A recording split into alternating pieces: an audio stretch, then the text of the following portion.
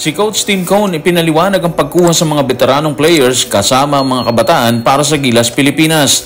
Si Justin Brownlee nag-iwan ng pangako sa muli niyang pagsalang sa Gilas Pilipinas bilang naturalized player. Si Coach George Gallant inilabas ang inaasahan sa mga manok ni Coach Chito Victolero sa Game 6. Si Jericho Cruz may pahayag din para sa nalalapit na Game 6 at si Coach Chito Victolero inilatag ang plano or kailangan nilang gawin para biguin ang San Miguel Beer sa Game 6. Tutukan po natin ang lahat ng yan, pero bago yan, hihingi po tayo ng isang subscription sa lahat ng dumadaan sa ating munting channel kung nagugustuhan nyo ang ating palabas. Kung medyo mabigat ang subscription, siguro kahit isang like at isang share na lang po yan. Okay na po ako dyan. Maraming salamat. Sa nalalapit na FIBA Asia Cup qualifiers kung saan nakatakdang ganapin ang unang window sa February 22 kalaban ng Hong Kong at February 25 kalaban ng Chinese Taipei, magkasama sa hanay ng Gilas Pilipinas ang veterano at kabataang players. Isang strategy ni Coach Tim Cone na pakikinabangan ng bansang Pilipinas. At mula kay Coach Tim, paano nga ba ang magiging role ng veteranong players sa mga kabataang kasama sa hanay ng Gilas? Tutukan natin si Coach Tim sa report ni Richard D. sa The Manila Times. Ang mga veterano, sila gagabay sa mga kabataang players. Sinisika po namin maging magaling sa abot po ng aming makakaya. Ang mga kabataan tulad ni Carl, Kai Soto, Kevin Kembao, tapos nakuha mo mga veterano na sina Junmar Fajardo, Scotty Thompson, Chris Newsam, at andyan si Justin Brownlee na veteranong naturalized player. Isang halo yan na napakahalaga para sa amin. Obviously, malaki ang role na gagampanan ng mga veteranong players sa bakbakan katulad ni Junmar, di ba? Veterano na po siya ng ilang bakbakan. Noong 2014, kasama na po siya ni Coach Chot Reyes sa hanay ng Gilas na kumuha ng isang panalo sa World Cup versus Senegal. So, ibig sabihin, yung maturity andun na po yun. Yung leadership. Hindi mo pwedeng questionin po yun eh. Laking bagay po nun. Magagamit po nila yung experience na yun sa pukpukang laban, sa pressure na idudulot ng laro at kalaunan, umagaw ng isang panalo. Sa mga batang players naman, asahan na natin siguro na sila yung magiging mainit sa bakbakan. Sila yung may gigil factor na sasaluhin of course ng mga veterano. Kaya napakahalaga po ng role nila sa hanay ng Gilas Pilipinas. Habang halo ng mga veterano at mga kabataang players ang nasa hanay ng Gilas Pilipinas, natanong naman ng media si Justin Brownlee tungkol sa posibilidad na muling kumuha o umagaw ng medalya sa mga susunod na kompetisyon.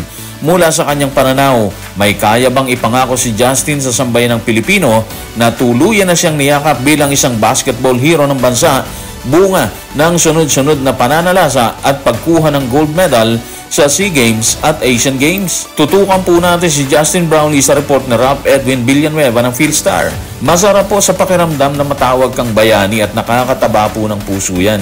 Ayokong i-pressure yon ang manalo ng isa pang medalya sa team or sa sarili ko. Pero kung meron akong isang bagay na kaya kong ipangako sa iyo, walang iba po yan. Kung hindi, magsusumikap ako tuwing nandun po kami.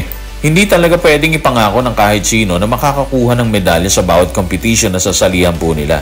Kaya para sa akin, tama po dun si Justin. Yung magsisikap po siya or silang lahat kapag ando na po sila sa competition. Enough na po yun. And siguro kung manalo sila ng medalya, particular po dito sa Asia, kasi aminin po natin na mahirap pong manalo talaga ng medalya sa labas ng Asia. Para sa akin, malaking bagay na po yun. Yung pagsisikap na gagawin niya. Malaking karangalan na po yun na alam nating lahat na pasasalamatan ng bawat Pilipino. Doon sa tawag na bayani, deserve po ni Justin yun. Tama lang po siguro sa kanya yun. Sobra po kasi yung binigay niya sa bansa bilang naturalized player. Kaya para sa akin, swak po sa kanya yun eh. Sa akin lang naman yun ha. Kung nangako si Justin na magsisikap siya or gagawin niya or nila ang lahat sa bawat competition na sasalihan ng Gilas, inaasahan naman ni Coach George Gallant ang magiging mainit na aksyon kapag nagharap na silang muli ng Magnolia ni Coach Chito Victolero sa patuloy na ginaganap na finals ng PBA Commissioner's Cup. Mula kay Coach George, ano ang inaasahan niya sa mga manok sa pagtapak nila sa Game 6? Tutukan natin si Coach George sa report ni Denison Ray Dalupang ng Inquirer. Ine-expect na namin na ganun din ang gagawin nila or ng hotshots tulad sa previous games. Susubukan nilang talunin kami muli. Kailangan lang namin maging handa sa mga darating. Well, ganun na nga talaga yung mangyayari doon. Susubukan talaga ng mga bata ni Coach Chito na pahabain pa yung serye para magkaroon sila ng pagkakataon na makuha yung kampyonato. Sa ngayon, lamang na yung SMB. Isa na lang ang kulang na panalo para tuluyang angkinin ang titulong dating hawak ng Barangay Ginebra ni Coach Tim Cone. At dahil isang panalo na lang ang kailangan ng SMB, sigurado po tayo na pupersahin na po nila yan para wala nang bukas na asahan ng mga manok, di ba?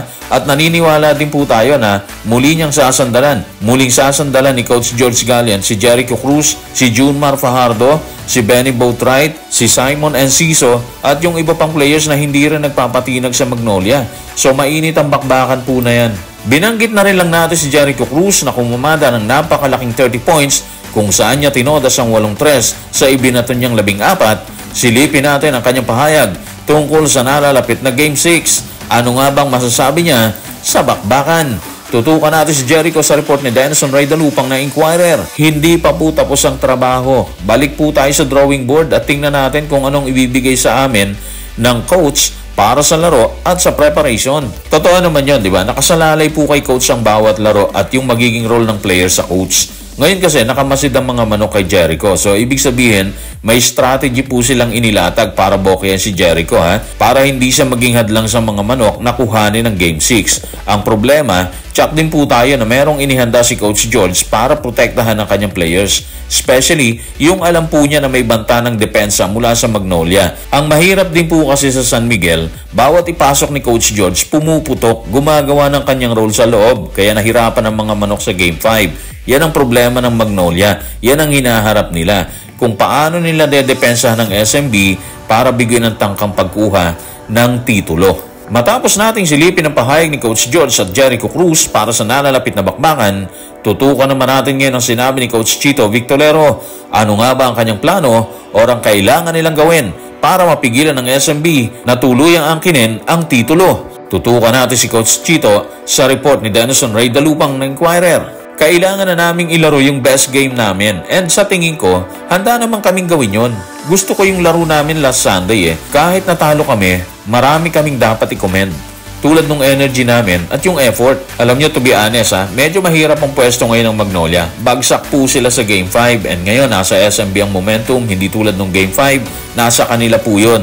Kasi sila po yung nanalo sa Game 4. Pero ngayon, iba po yung sitwasyon po nila, di ba? Nasa ilalim sila ngayon at kailangan nilang makaahon doon para biguin ang pagtatangka ng SMB na tuluyan silang iitsapwera sa kampyonato.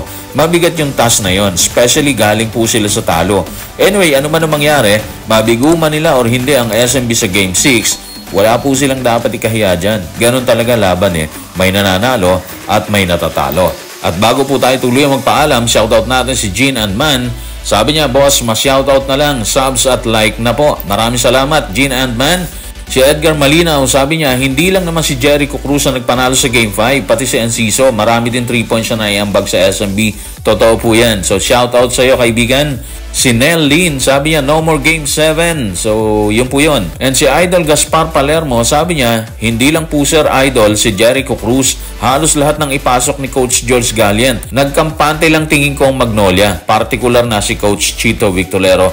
So guys, shoutout po sa inyong lahat and maraming salamat sa suporta. Ano man ang opinion po ninyo, pag-usapan po natin yan sa baba. Maraming salamat.